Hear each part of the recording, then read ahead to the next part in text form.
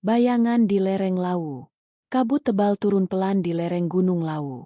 Angin berdesir membawa aroma tanah basah dan sisa dupa dari sebuah gubuk tua yang berdiri di tepi jurang. Gubuk itu milik Ki Jalasena, seorang pertapa tua yang tinggal sendirian di tengah hutan pinus. Ia dikenal oleh penduduk sekitar sebagai penjaga jalur pendakian yang jarang dilalui manusia. Jalur yang katanya menyimpan rahasia para leluhur Majapahit. Malam itu, langit tak memantulkan cahaya bulan.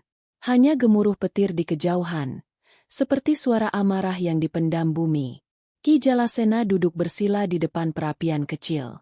Di hadapannya, asap dupa mengalun lembut membentuk pusaran samar yang berwujud bayangan manusia. Wajahnya tampak letih, namun matanya memancarkan ketenangan aneh, seolah ia sedang menunggu sesuatu yang telah lama dijanjikan. Sudah waktunya, gumamnya lirih. Tanda-tanda kebangkitan itu nyata. Alam mulai gelisah. Tiba-tiba, daun-daun pinus di luar gubuk bergerak meski tak ada angin kencang. Suara seperti gemerisik kain sutra terdengar mendekat. Dari balik kabut, muncul seorang pemuda membawa lentera minyak. Wajahnya pucat, matanya lelah. Namanya Raka, seorang mahasiswa arkeologi yang datang ke Lawu untuk meneliti jejak peninggalan spiritual Majapahit. Ia tersesat setelah mencari situs purbakala yang disebut Petilasan Palon. "Permisi, Eyang, apakah ini jalan menuju Sendang Derajat?" tanyanya terbata. Ki Jalasena menatapnya lama, lalu tersenyum samar. "Sendang Derajat tidak bisa ditemukan oleh mereka yang hanya mencari dengan mata. Kau membawa sesuatu yang lebih dari rasa ingin tahu, bukan?" Raka tertegun. Ia membuka tasnya, mengeluarkan gulungan kain tua bertuliskan aksara Jawa kuno yang ditemukannya di perpustakaan Universitas Gadjah Mada. "Saya hanya ingin tahu siapa Sabdo Palon sebenarnya. Mengapa banyak yang percaya dia akan bangkit kembali?" Ki Jalasena tidak menjawab langsung. Ia menambahkan kayu ke dalam api, membuat nyala merah menari di wajahnya. "Anak muda, Sabdo Palon bukan hanya legenda. Ia adalah saksi dan penjaga. Dulu, saat Majapahit runtuh, ia bersumpah akan kembali ketika tanah Jawa dilanda kekacauan besar." Raka menelan ludah. "Kekacauan besar? Maksud Eyang seperti sekarang? Banyak bencana, perpecahan, dan orang kehilangan arah?" Pertapa tua itu mengangguk pelan. "Benar, alam tidak pernah berbohong. Gunung, laut, dan angin sedang menyiapkan panggungnya. Sabdo Palon akan bangkit bukan sebagai manusia, tapi sebagai kesadaran yang mengguncang jagat. Dan mungkin, kau adalah bagian dari jalannya." Suara guntur menggelegar. Lentera di tangan Raka bergetar. Apinya hampir padam. Ia menatap ke arah hutan, di mana samar-samar terlihat sosok bayangan tinggi berdiri di antara pepohonan. Diam, namun terasa memandang ke arah mereka. Ki Jalasena berdiri, memejamkan mata sambil merapal mantra kuno. "Leluhurku, lindungi yang datang mencari dengan hati bersih," ucapnya. Seketika, pusaran angin melingkari gubuk itu, membawa aroma kemenyan dan suara gemerincing seperti gamelan jauh di langit. Raka menggenggam gulungan kain erat-erat. Dalam sekejap, ia merasa tubuhnya ringan, seperti terseret ke masa lalu. Suara gamelan berubah menjadi nyanyian upacara, dan di depan matanya muncul bayangan sebuah kerajaan megah, pintu gerbang Majapahit dengan ukiran naga emas. Di tengahnya, berdiri seorang lelaki berjubah putih, wajahnya memancarkan kewibawaan dan kesedihan mendalam. "Raka?" Suara Ki Jalasena terdengar jauh, bergema dari masa kini. "Kau telah membuka pintu waktu. Hati-hatilah, karena setelah ini, tak ada jalan untuk mundur." Lentera di tangan Raka padam sepenuhnya. Hanya kegelapan yang tersisa, disusul bisikan lembut. "Aku Sabdo Palon, saksi akhir Majapahit dan awal dari kebangkitan Nusantara." Gerbang waktu Majapahit. Ketika kegelapan itu lenyap, Raka mendapati dirinya berdiri di tengah lapangan luas berlatar langit jingga. Suara gong dan kendang bergema, diikuti aroma dupa serta teriakan para abdi istana yang sibuk menyiapkan upacara besar. Ia tertegun, semua terasa nyata, begitu hidup. Di hadapannya menjulang gapura merah bata dengan ukiran naga emas, Di atasnya tertulis huruf Jawa kuno, Purwa Dharma Majapahit. Raka menoleh ke sekeliling. Puluhan prajurit berzirah tembaga berbaris rapi, membawa tombak berujung perak. Di belakang mereka berdiri para Brahmana, mengenakan jubah putih, melantunkan mantra sambil menabur bunga ke tanah. Di tengah lapangan, di atas panggung batu, tampak seorang lelaki tua berjubah putih, sosok yang tadi muncul dalam penglihatan samar di hutan. Wajahnya bersih, matanya tajam menembus waktu. Ia tidak lain adalah Sabdo Palon, penasehat spiritual terakhir Majapahit. Raka berlutut tanpa sadar. Suara dalam hatinya bergetar. Benarkah aku berada di masa Majapahit? Atau ini hanyalah ilusi dari mantra Ki Jalasena? Namun ketika angin berhembus membawa suara gamelan, semua keraguan lenyap. Ia benar-benar di masa lalu. Sabdo Palon menatap langit barat, di mana matahari perlahan tenggelam di balik atap istana. Sang Prabu telah meninggalkan jalan Dharma, ucapnya dengan nada getir. Agama leluhur dihina, tanah Nusantara akan kehilangan jiwanya. Tapi aku, Sabdo Palon, takkan diam.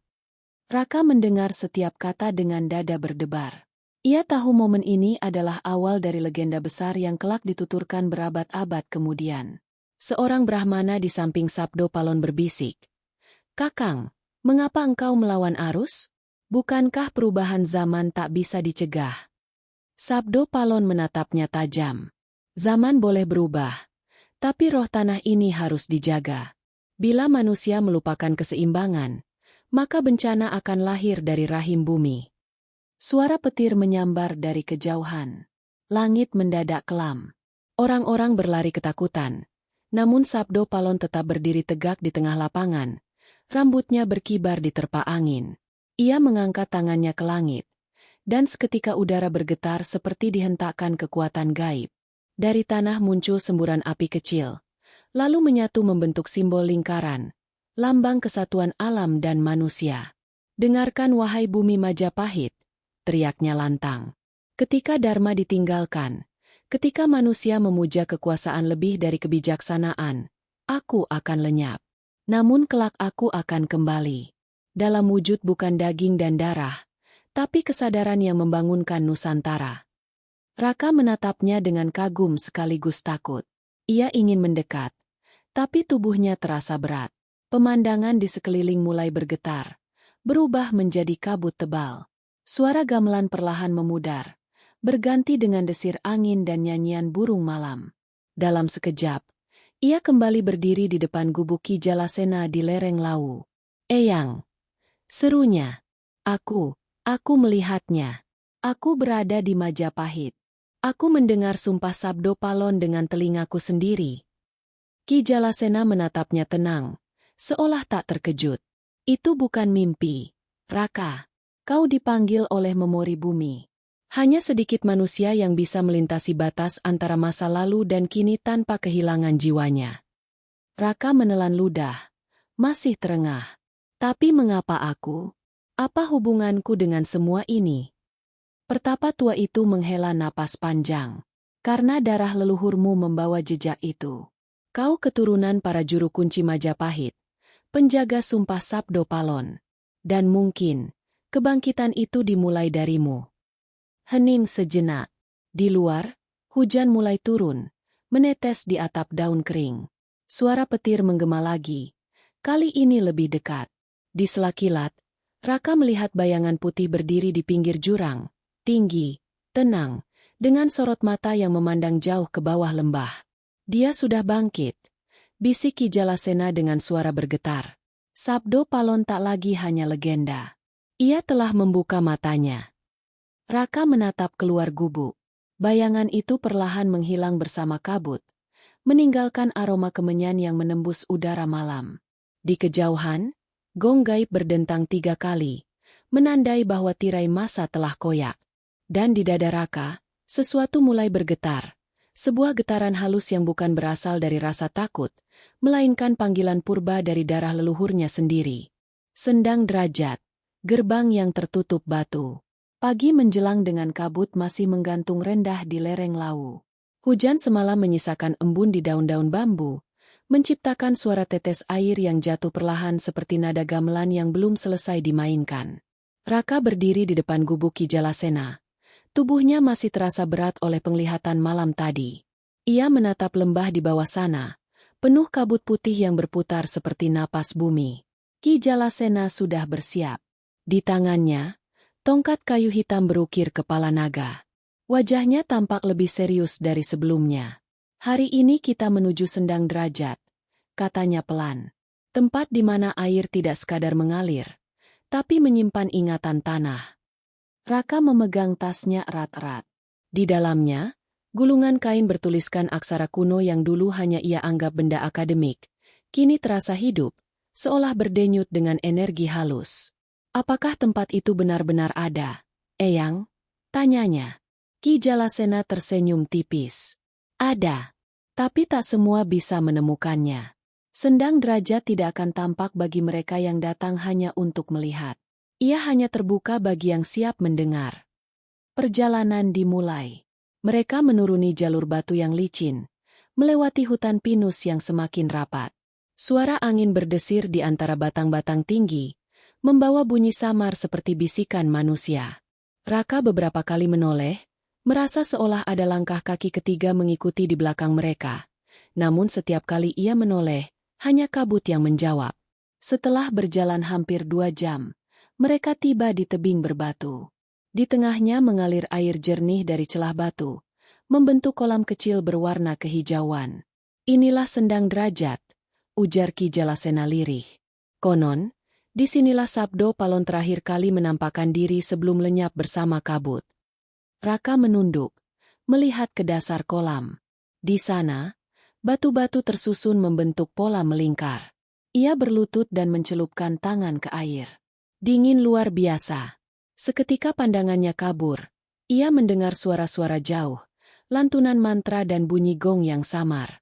3 alam saling bersentuhan di tempat ini, kata Ki Jalasena. Alam manusia, alam leluhur, dan alam kasunyatan.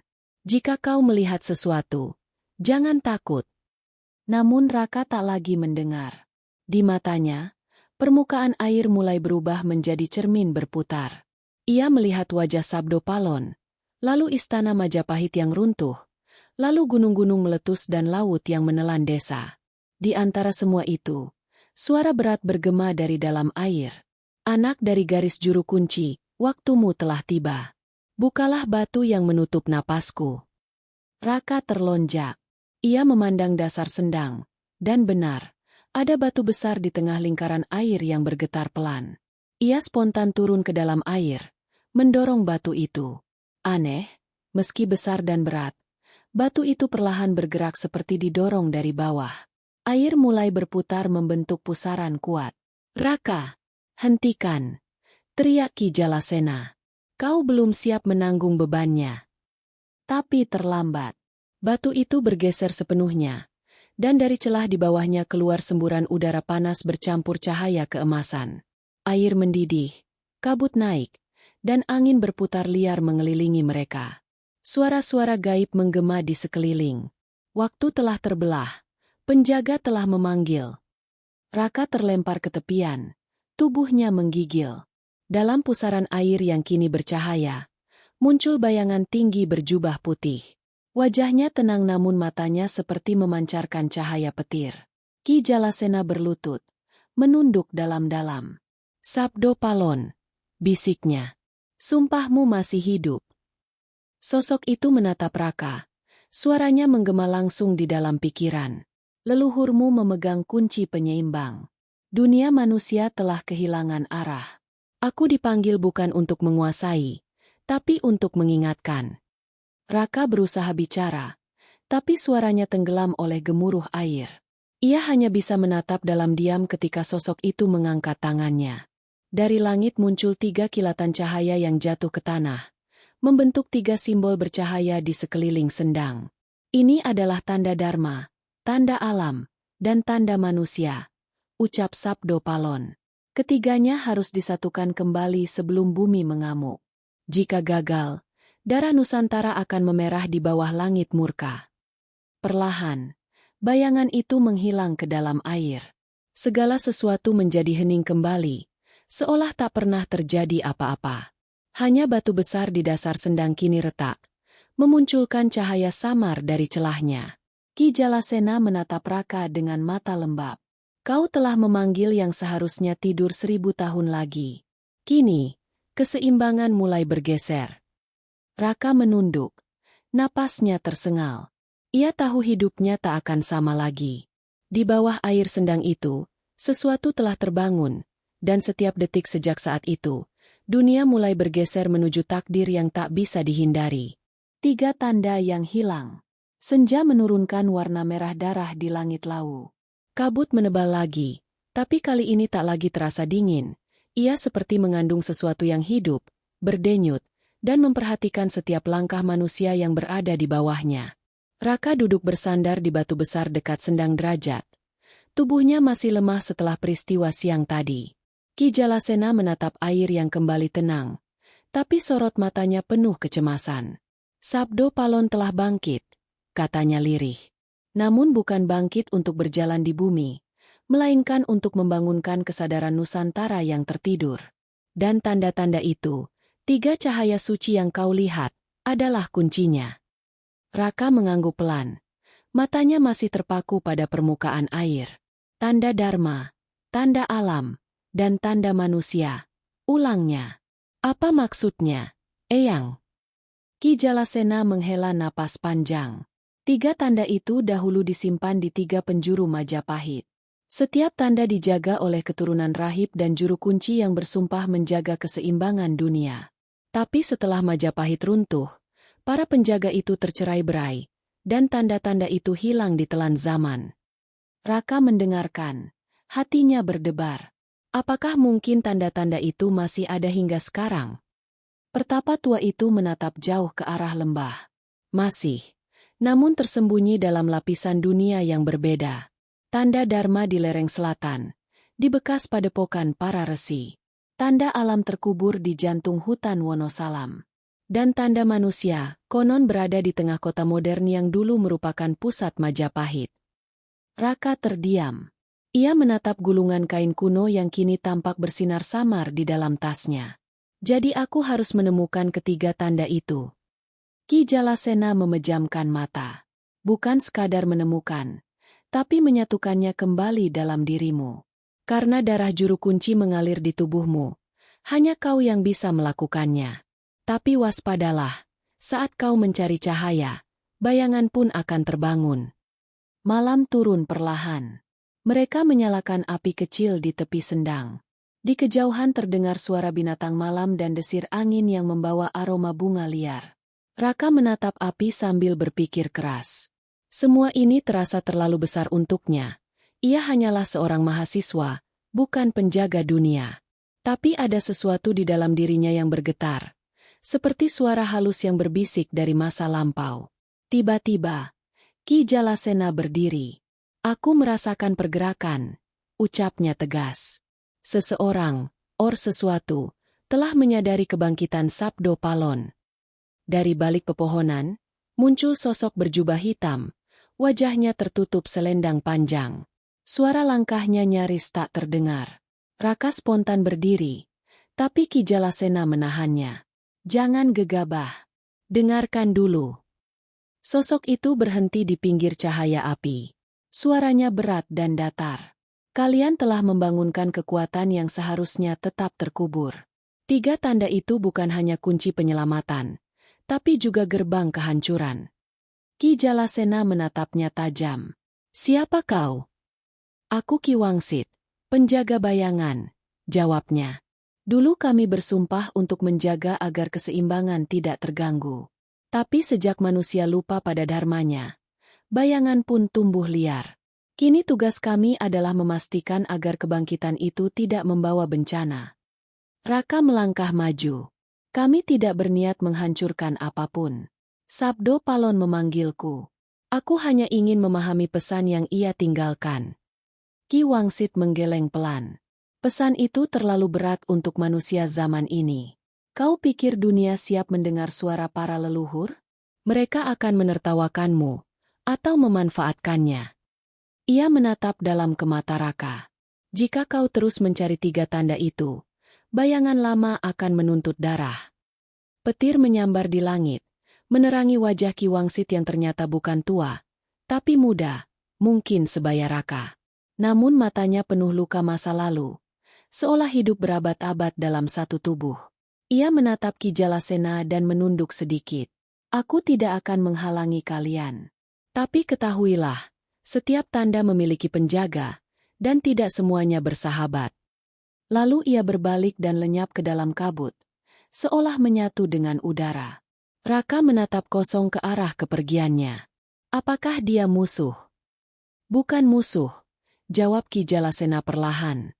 Dia bagian dari bayangan yang kita panggil sendiri. Setiap terang melahirkan gelapnya. Ia menatap Raka dengan tatapan berat. Dan kini, jalanmu telah terbuka. Besok kita turun ke selatan. Padepokan Dharma menantimu. Di sanalah tanda pertama bersemayam. Angin malam kembali berhembus, membawa suara jauh seperti bisikan mantra. Jaga keseimbangan, karena cahaya tanpa bayangan hanya membawa kebutaan. Api unggun meredup, tapi di mata Raka, cahaya kecil itu menari seperti isyarat, sebuah awal dari perjalanan panjang yang akan menguji keyakinan, darah, dan keberaniannya sendiri. Padepokan Dharma, penjaga cahaya yang terlupakan. Matahari baru saja menembus kabut pagi ketika Raka dan Ki Jalasena meninggalkan Sendang Derajat. Jalur menuju selatan Lau sunyi, hanya ditemani desir angin dan suara ranting patah di bawah langkah kaki mereka. Udara terasa berat, seolah alam sedang mengawasi dengan mata yang tak terlihat. Raka menatap jauh ke depan, ke arah lembah yang katanya menyembunyikan reruntuhan Padepokan Dharma, tempat pertama dari 3 tanda suci peninggalan Sabdo Palon. Ki Jalasena berjalan di depan. Tongkat kayu hitamnya menuntun langkah seolah tahu arah tanpa ragu. Dulu, katanya perlahan, padepokan ini adalah pusat pembelajaran para resi. Mereka tidak hanya mengajarkan pengetahuan duniawi, tapi juga tentang keseimbangan antara jiwa dan alam. Namun setelah Majapahit tumbang, tempat itu ditinggalkan. Beberapa mengatakan ia terkubur oleh tanah dan waktu. Raka menghela napas. Dan kita akan mencarinya di tengah hutan tanpa peta. Senyum tipis muncul di wajah pertapa tua itu. Bumi selalu menyimpan jejaknya sendiri. Kau hanya perlu mendengar dengan hati. Setelah setengah hari berjalan, mereka tiba di dataran luas penuh ilalang tinggi. Di ujungnya berdiri gapura batu setengah runtuh, tertutup lumut hijau dan akar-akar besar. Ukiran di permukaannya samar tapi masih bisa terbaca. Padepokan Dharma Nirmala. Saat mereka melangkah melewatinya, udara mendadak berubah dingin. Burung-burung berhenti berkicau, dan kabut turun begitu cepat hingga pandangan hanya sejauh lengan. Raka berhenti. Eyang, ada sesuatu di sini. Ki Jalasena mengangguk. Penjaga lama masih berjaga. Ia menancapkan tongkat ke tanah dan merapal mantra dalam bahasa kuno. Suaranya tenang namun berat, seperti gema dari masa silam. Tiba-tiba tanah di depan mereka retak sedikit, dan dari sela kabut muncul bayangan manusia berbalut cahaya biru. Tubuhnya seperti asap, wajahnya tanpa mata tapi memancarkan kewibawaan. Siapa yang berani melangkah ke tanah suci Dharma? Suaranya bergema dari segala arah. Ki Jalasena menunduk hormat. Kami datang bukan untuk mengganggu. Kami mencari tanda Dharma, peninggalan Sabdo Palon. Bayangan itu diam lama, lalu menatap Raka. Keturunan juru kunci. Suaranya berubah lebih dalam. Sudah 1000 tahun lebih tanda itu tersembunyi. Apakah dunia sudah siap menanggungnya lagi? Raka mencoba berbicara, tapi tenggorokannya kering. Aku tak tahu apakah dunia siap, tapi aku yakin tanpa tanda itu, keseimbangan akan hilang sepenuhnya. Bayangan itu menatapnya lama, lalu bergetar pelan. Keyakinanmu lemah tapi jujur. Baiklah, ikuti cahaya di tanah. Tapi ingat, untuk menyentuh tanda Dharma, kau harus mengalahkan bayanganmu sendiri. Tanah di bawah kaki mereka menyala samar, membentuk jalur bercahaya menuju reruntuhan bangunan besar di tengah lembah. Raka dan Ki Jalasena mengikuti jalur itu dengan hati-hati. Setiap langkah terasa berat, seperti melangkah di antara dua dunia. Mereka akhirnya sampai di halaman luas yang dipenuhi pilar-pilar patah dan patung dewa tanpa kepala. Di tengahnya berdiri altar batu berlumut. Di atasnya terletak sebuah pusaka berbentuk cakra kecil dari perunggu, memancarkan cahaya lembut. Namun sebelum Raka sempat mendekat, tanah di sekeliling altar bergetar. Dari bayangan pilar-pilar, muncul sosok hitam menyerupai dirinya sendiri, wajah yang sama, tapi dengan mata kosong dan senyum dingin. Aku adalah bagian dari ketakutanmu, kata bayangan itu. Akulah yang kau sembunyikan, keraguan, ambisi, dan keinginan untuk dikenang. Raka tertegun. Ia menatap wajah gelap itu dan merasa tubuhnya gemetar. Aku tidak ingin melawan diriku sendiri, ucapnya. Tapi untuk menjadi penjaga tanda, kau harus mengenali siapa dirimu sebenarnya, jawab Ki Jalasena dari belakang. Jangan takut, Raka. Terang tak akan lahir tanpa gelap. Bayangan itu menyerang. Gerakannya cepat seperti asap. Raka berusaha menghindar. Tapi bayangan selalu tahu kemana ia akan bergerak. Dalam kepanikan, Raka teringat pada kata-kata Sabdo Palon di Sendang. Keseimbangan bukan tentang menang, tapi tentang mengenali dua sisi yang sama. Ia berhenti berlari, menutup mata. Saat bayangan itu menghantam tubuhnya, ia tidak melawan. Ia membiarkan rasa takut dan amarah menyatu dengan dirinya. Seketika cahaya putih menyelimuti mereka berdua. Dan sosok bayangan perlahan larut menjadi abu yang terangkat ke udara. Cahaya di altar semakin terang. Cakra perunggu itu terangkat sedikit, berputar pelan sebelum jatuh lembut ke tangan Raka. Di permukaannya terukir 3 aksara Jawa kuno yang menyala. Dharma, Jnana, Satya, kebajikan, pengetahuan, dan kebenaran. Ki Jalasena mendekat, menatap pusaka itu dengan hormat. Kau telah melewati ujian pertama. Sekarang tanda Dharma telah menyatu dengan jiwamu. Tapi ingat, 2 tanda lain menunggu, dan mereka tidak akan semudah ini. Raka memandangi cakra itu, yang kini memendar cahaya lembut di dadanya. Di kejauhan, angin membawa suara gemuruh seperti gong raksasa dari langit, menandakan sesuatu di dunia lain telah menyadari pergerakan pertama ini. Perjalanan baru saja dimulai, kata Ki Jalasena pelan. Tanda alam menunggumu di tempat di mana bumi masih berbicara dan manusia tak lagi bisa memahaminya. Raka mengangguk, tapi dalam hatinya, ia tahu, setiap langkah berikutnya akan membawa mereka semakin dekat pada inti rahasia Sabdo Palon, dan pada bencana yang mungkin tak bisa lagi dicegah. Hutan Wonosalam, suara dari perut bumi. Langit di atas lereng selatan mulai berubah muram. Hujan tipis turun ketika Raka dan Ki Jalasena meninggalkan reruntuhan padepokan Dharma. Udara terasa lebih berat dari sebelumnya, seperti mengandung rahasia yang belum sempat diucapkan. Cakra perunggu di tangan Raka kini disimpan di dalam kain putih, tapi tetap berdenyut hangat di dalam tasnya, seolah hidup. Ki Jalasena berjalan diam, matanya menatap jalan setapak yang mengarah ke timur, ke arah hutan Wonosalam, tempat yang disebut-sebut menyimpan tanda alam. Di hutan itu, kata Ki Jalasena pelan, bumi berbicara lewat cara yang tak dimengerti manusia. Banyak yang masuk, sedikit yang kembali. Tapi di sanalah keseimbangan alam bernafas. Kau harus siap, Raka. Penjaganya bukan manusia. Raka menatap langit. Aku mulai mengerti sekarang, Eyang. Setiap tanda bukan sekadar benda, tapi ujian jiwa.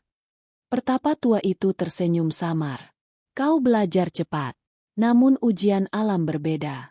Ia tak bisa ditipu dengan niat baik atau kata indah. Alam hanya menghormati kejujuran hati. Perjalanan menuju Wonosalam memakan waktu 2 hari. Mereka melewati lembah berkabut, menyeberangi sungai kecil, hingga akhirnya tiba di gerbang hutan yang rimbun. Pepohonan tinggi menjulang seperti pilar purba. Daunnya lebat menutup langit. Suara serangga bergema seperti nyanyian kuno yang menandai batas dunia manusia dan dunia gaib. Saat melangkah masuk, Raka merasa tubuhnya berat. Udara di sekeliling menjadi dingin dan basah. Mereka berjalan di bawah kanopi raksasa selama berjam-jam. Di antara pepohonan, Raka melihat akar-akar yang membentuk lingkaran, dan di tengahnya berdiri batu berlumut menyerupai bentuk manusia. Ki Jalasena berhenti. Inilah tempatnya, katanya dengan suara bergetar. Pusat Wonosalam, jantung bumi Jawa. Raka menatap batu itu. Sekilas tampak seperti arca, tapi semakin lama dilihat, ia menyadari batu itu bernafas perlahan. Dari sela akar terdengar suara gemuruh halus, seperti napas bumi. Tiba-tiba tanah bergetar lembut, dan udara di sekitar mereka berubah menjadi kabut hijau. Suara berat terdengar dari bawah tanah. Manusia, mengapa kau membangunkan bumi yang sedang tidur? Raka menatap sekeliling. Aku mencari tanda alam. Sabdo Palon memberiku tugas untuk mengembalikan keseimbangan dunia. Suara itu menggema lagi. Kali ini lebih dalam. Keseimbangan telah lama hancur oleh tangan manusia. Pohon ditebang, sungai dikotori, dan langit disobek oleh keserakahan. Mengapa bumi harus percaya padamu? Raka terdiam. Ia tak punya jawaban. Ki Jalasena menatapnya tajam. Jawablah bukan dengan kata, tapi dengan perasaanmu. Raka menunduk, menyentuh tanah basah di kakinya. Ia menutup mata dan berbicara lirih. Aku tidak meminta bumi memaafkan kami. Aku hanya ingin memperbaiki apa yang bisa diperbaiki. Jika dunia ini masih punya harapan, biarkan aku belajar dari luka-luka bumi. Hening panjang. Lalu, tanah di sekeliling mereka bergetar keras. Dari celah akar muncul tangan besar terbuat dari batu dan tanah. Lalu bangkit sosok raksasa bertubuh lumut dan akar. Matanya bercahaya hijau. Suaranya seperti petir di bawah bumi. Aku adalah Bathara Banaspati, penjaga tanda alam. Jika kau ingin tanda itu, tunjukkan bahwa manusia masih bisa menyatu dengan alam, bukan menaklukkannya. Tiba-tiba tanah di bawah kaki Raka retak, membentuk lingkaran air berwarna kehijauan. Suara Ki Jalasena terdengar samar. Raka, itu ujian alam. Kau harus mendengarkan bumi, bukan melawannya. Air berputar cepat, menelan tubuh Raka. Ia jatuh ke dalam kegelapan, terombang-ambing di antara arus bawah tanah. Dalam gelap itu, ia mendengar suara daun, air, batu, dan angin, semuanya berbicara bersamaan. Manusia lupa berterima kasih, bisik suara itu. Lupa pada ibu yang melahirkan mereka. Raka membuka matanya. Ia melihat bayangan masa lalu, hutan yang dulu hijau kini gundul, sungai yang dulu jernih kini hitam. Semua berpadu jadi kesedihan yang menusuk dada. Ia menangis tanpa sadar. Maafkan kami, ucapnya. Kami lupa cara menghormati kehidupan. Cahaya lembut tiba-tiba muncul di tangannya. Dari dalam pusaran air, sesuatu kecil dan bercahaya terangkat. Batu zamrud berbentuk tetes air, berdenyut pelan seperti jantung. Suara Banaspati bergema, kini lebih lembut. Engkau telah mengingatkan kami tentang rasa syukur. Simpanlah tanda alam. Tapi ingat, bumi memberi, dan bumi bisa mengambil kembali. Raka terangkat ke permukaan. Ki Jalasena menunggu di tepi lingkaran dengan wajah lega. Batu zamrud itu kini melebur menjadi sinar hijau yang menyatu di dada Raka, berdampingan dengan cahaya cakra perunggu sebelumnya. Dua tanda telah menyatu, kata Ki Jalasena dengan nada berat. Dharma dan alam. Tinggal satu lagi, yang paling berbahaya, tanda manusia. Karena musuh terbesarmu bukan alam, bukan bayangan, tapi manusia sendiri. Di kejauhan, kilat menyambar. Burung-burung terbang dari pepohonan, seolah ketakutan.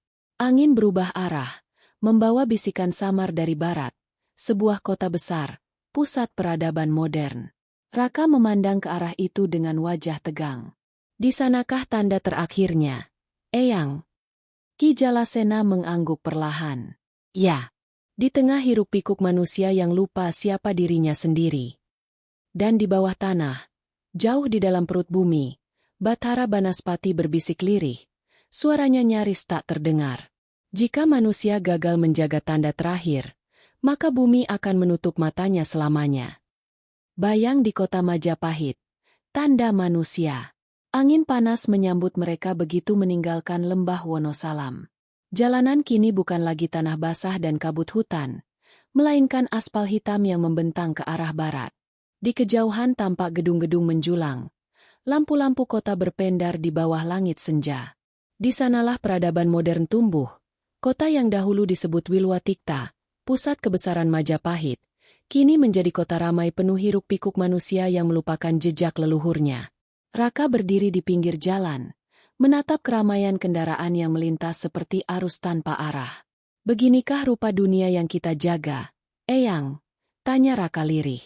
Bumi sudah tak bernafas di sini. Ki Jalasena memandang gedung-gedung itu dengan mata sendu. Inilah wajah baru manusia, Raka. Mereka memuja kecepatan, melupakan keheningan. Tapi di balik gemerlap lampu kota, masih ada sesuatu yang berdenyut. Tanda manusia bersembunyi di sana, menunggu mereka yang masih bisa mendengar suara nurani. Mereka menelusuri gang sempit di antara pasar tua. Bau asap, minyak goreng, dan debu bercampur menjadi aroma yang pekat. Raka merasa dadanya sesak. Cakra perunggu dan batu zamrud yang disimpan di tubuhnya terasa bergetar halus, seolah menolak hawa bising kota. Setiap langkah membawa mereka lebih dalam ke jantung peradaban, ke tempat di mana masa lalu dan masa kini saling bertabrakan. Malam turun perlahan. Lampu-lampu neon berpendar di sepanjang jalan, dan dari kejauhan terdengar musik keras dari kafe modern yang menutupi suara azan maghrib. Ki Jalasena berhenti di depan reruntuhan bangunan tua di antara gedung tinggi. Dindingnya retak, ditumbuhi lumut, dan di bagian atasnya masih tertulis samar huruf kuno, Pura Bentar Wilwatikta. Inilah tempatnya, kata Ki Jalasena. Pusat kesadaran manusia pernah berada di sini. Dahulu, di tempat ini para pujangga dan brahmana menulis kisah tentang budi dan harmoni. Kini, hanya sisa tembok dan sampah plastik. Raka melangkah masuk. Udara di dalam pura terasa berbeda. Lebih dingin, lebih sunyi. Ia menyalakan lentera kecil. Di dinding terpahat relief samar. Manusia yang menatap bayangannya sendiri. Tangan mereka terbelah antara cahaya dan kegelapan. Apa artinya ini, Eyang? Ini lambang tanda manusia, jawab Ki Jalasena. Cahaya dan gelap bersatu dalam satu tubuh.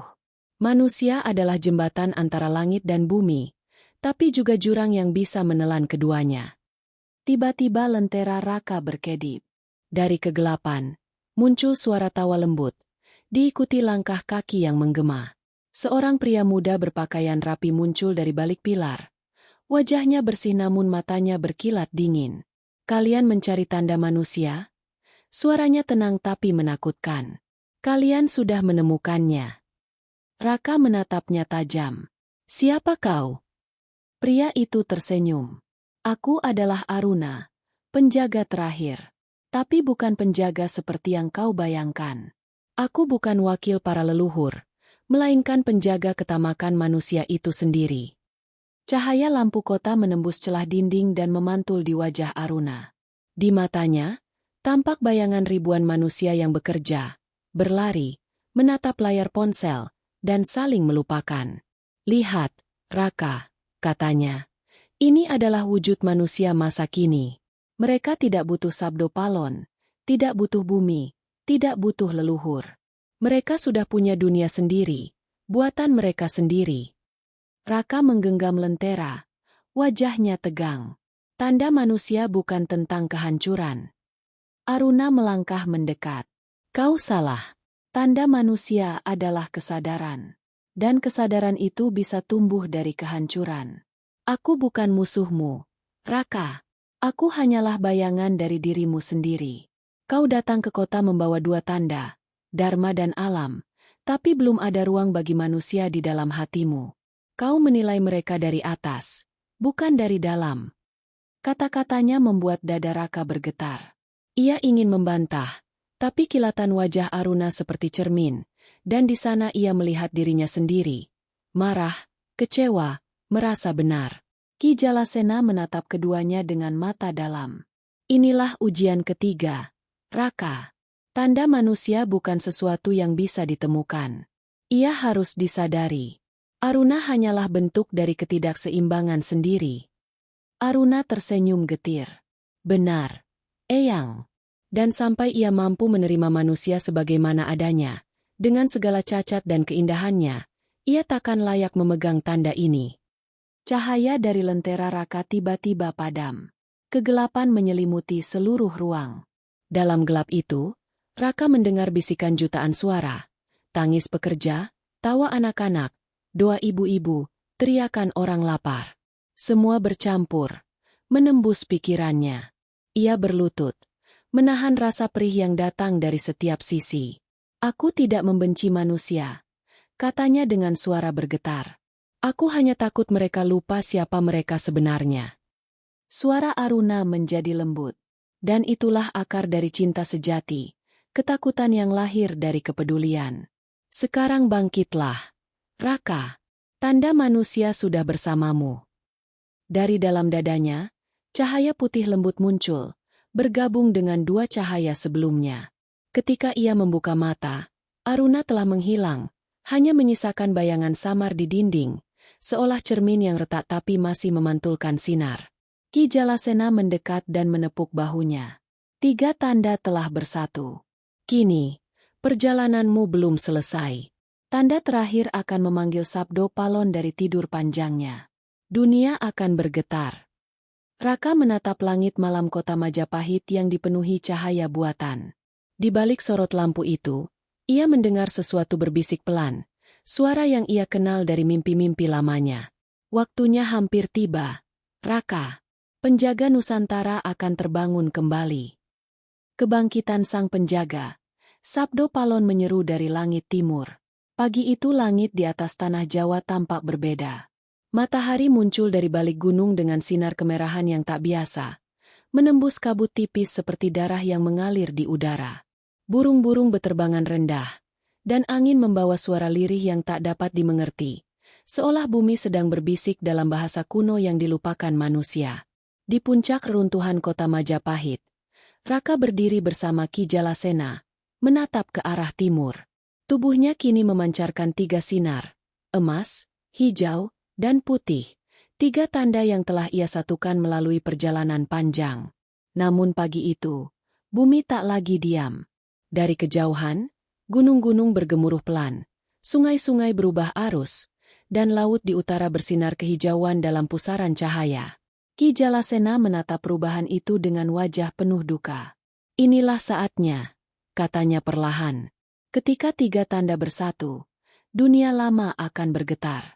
Sabdo Palon akan memanggil para leluhur dari tidur mereka. Raka menatap Cakrawala.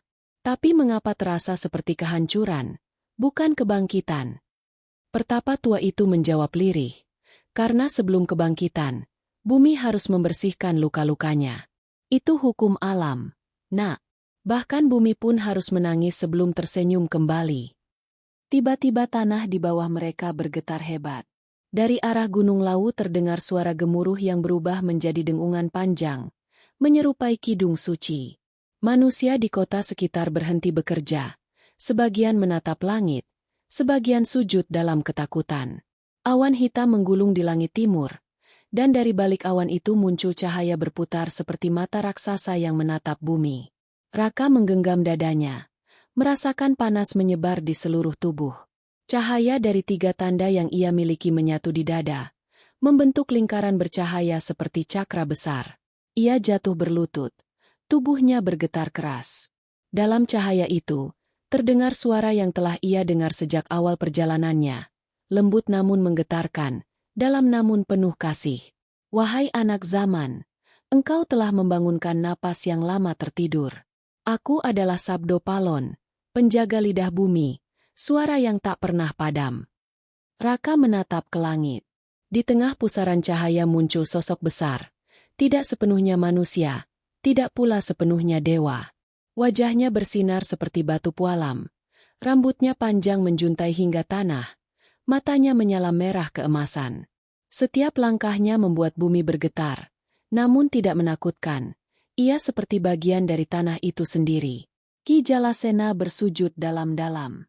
Paduka Sabdo Palon, penjaga agung. Dunia telah lama menunggu kebangkitanmu. Sang penjaga menatap mereka dengan tatapan yang menembus waktu. Aku tidak bangkit untuk disembah, katanya. Aku bangkit karena bumi memanggil, karena manusia lupa pada janjinya. Suaranya bergema ke seluruh penjuru tanah Jawa, hingga laut selatan dan gunung-gunung di barat bergetar menjawab. Raka menunduk dalam, tapi Sabdo Palon mengulurkan tangan, mengangkatnya perlahan. Bangkitlah, Raka. Kau bukan murid, tapi utusan. 3 tanda yang kau bawa bukan milikku, melainkan milik bumi, air, dan manusia. Kini mereka menunggu keputusanmu. Keputusan? Raka bertanya pelan. Sabdo Palon menatap langit yang mulai bergetar oleh guntur. Manusia berada di ambang 2 jalan. Jalan pertama adalah keseimbangan, ketika manusia hidup bersama alam dan saling menghormati. Jalan kedua adalah kehancuran, ketika keserakahan menguasai segalanya. Aku tidak bisa memilih untuk mereka. Aku hanya bisa mengingatkan. Raka terdiam. Ia melihat dalam penglihatannya. Kota-kota yang tenggelam, hutan terbakar, laut naik menelan pulau. Namun juga ia melihat wajah-wajah manusia yang berdoa, menanam pohon, saling menolong tanpa pamrih. 2 dunia saling bertabrakan di dalam pikirannya. Bagaimana aku bisa menuntun mereka, Paduka? Tanyanya dengan suara lirih. Sabdo Palon tersenyum lembut. Dengan menjadi cermin, bukan penguasa. Dengan mengingatkan manusia bahwa kekuatan terbesar bukan di tangan, tapi di hati. Cahaya di sekeliling mereka tiba-tiba menyala lebih terang. Dari dalam pusaran angin, muncul ribuan sosok cahaya. Para arwah leluhur, para penjaga tanah air. Mereka menari dalam diam, menyebarkan sinar ke seluruh penjuru Nusantara. Gunung-gunung berhenti bergemuruh, laut menjadi tenang, dan angin berputar lembut di atas sawah-sawah hijau. Ki Jalasena menatap pemandangan itu dengan air mata mengalir. Inilah kebangkitan sejati. Nusantara diingatkan, bukan ditaklukkan. Sabdo Palon menatap Raka sekali lagi. Aku akan kembali tidur, tapi suaraku akan tetap ada di bumi, di setiap bisikan angin, di setiap gemuruh laut, di setiap hati yang masih mau mendengar. Kau, Raka, adalah penghubung itu. Jaga suaraku. Tubuh Sabdo Palon mulai larut menjadi cahaya. Langit yang semula merah perlahan menjadi biru kembali, dan udara menjadi ringan. Namun Raka tahu, sesuatu telah berubah selamanya. Ia kini bukan hanya manusia biasa. Ia adalah bagian dari jantung Nusantara, pembawa sabda yang harus mengingatkan manusia pada keseimbangannya. Ketika semua kembali sunyi, Raka menatap Cakrawala Timur. Di sana, sinar matahari memantul di atas Gunung Lawu, membentuk bayangan wajah Sabdo Palon di antara awan. Suara Ki Jalasena terdengar pelan, seperti doa terakhir. Bumi telah bicara, langit telah mendengar. Sekarang tinggal manusia. Apakah mereka masih ingin menjadi penjaga, atau justru penghancuraannya sendiri? Dan di tengah angin pagi yang lembut, Raka berjalan turun dari reruntuhan Majapahit, membawa suara yang tak akan pernah padam, suara yang akan menuntun dunia menuju masa depan yang belum pasti, antara harapan dan ancaman. Warisan Sang Sabda, penjaga baru Nusantara. 3 bulan telah berlalu sejak langit Jawa menyala dan nama Sabdo Palon kembali bergaung di bumi. Dunia gempar, tapi cepat melupakannya. Para ilmuwan menyebut kejadian itu sebagai anomali atmosfer, sementara para rohaniwan menganggapnya pertanda zaman. Namun bagi Raka, semua itu bukan sekadar mitos atau fenomena alam. Ia telah melihatnya sendiri, wajah Sabdo Palon, cahaya leluhur, dan suara bumi yang berbicara. Kini, setelah badai kebangkitan berlalu, ia hidup dalam keheningan yang aneh. Raka tinggal di lereng Lawu, di sebuah rumah kayu sederhana di tepi hutan pinus. Ki Jalasena telah pergi seminggu setelah kejadian itu, tanpa pesan, hanya meninggalkan kitab tua berisi doa-doa kuno dan peta kecil bergambar garis bercahaya. Jalanmu belum selesai. Begitu kata terakhir sang pertapa sebelum menghilang di kabut. Raka tahu, Eyang tidak mati, ia hanya kembali ke dunia di antara alam. Setiap malam Raka duduk di beranda, menatap bintang-bintang. 3 cahaya yang dulu bersinar di dadanya kini meredup, tapi ia bisa merasakannya tetap hidup, seolah menjadi bagian dari darah dan napasnya. Kadang, saat angin lewat di sela pepohonan, ia mendengar bisikan lembut. Jangan biarkan sabda menjadi legenda. Jadikan ia tindakan.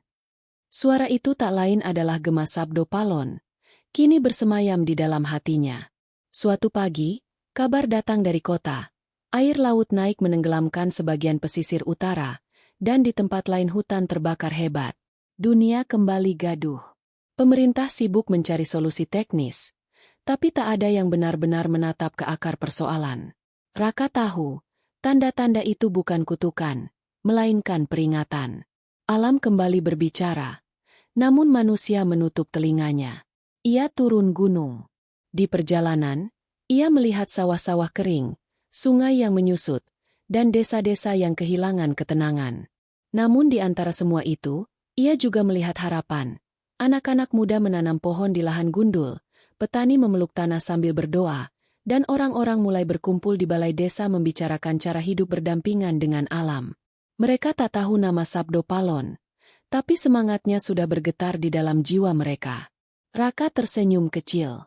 Ia mulai berbicara di antara mereka, bukan sebagai guru, tapi sebagai saudara.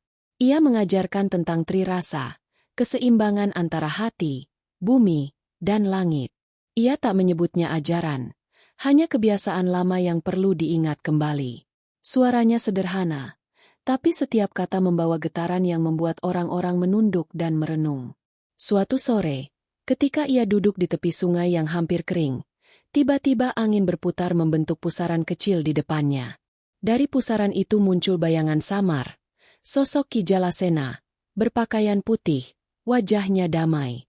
"Eyang." Raka menunduk. "Aku takut sabda ini hilang ditelan zaman." Ki Jalasena tersenyum lembut.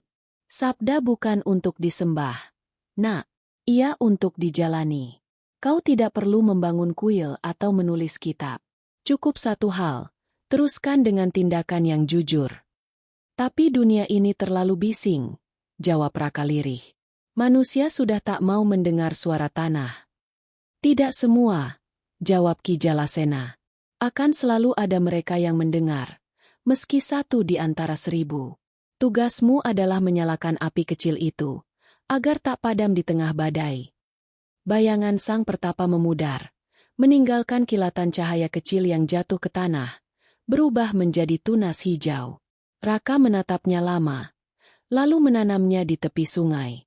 Hari berganti minggu, tunas itu tumbuh menjadi pohon tinggi dengan daun berkilau aneh, seolah menyimpan cahaya dari dalam. Orang-orang desa datang melihat, dan mereka mulai memanggil pohon itu Pohon Sabdo. Dari sana, sebuah gerakan kecil lahir. Para petani, nelayan, dan pemuda dari berbagai daerah datang belajar hidup selaras dengan alam. Mereka tak menyebutnya agama baru, tapi jalan keseimbangan.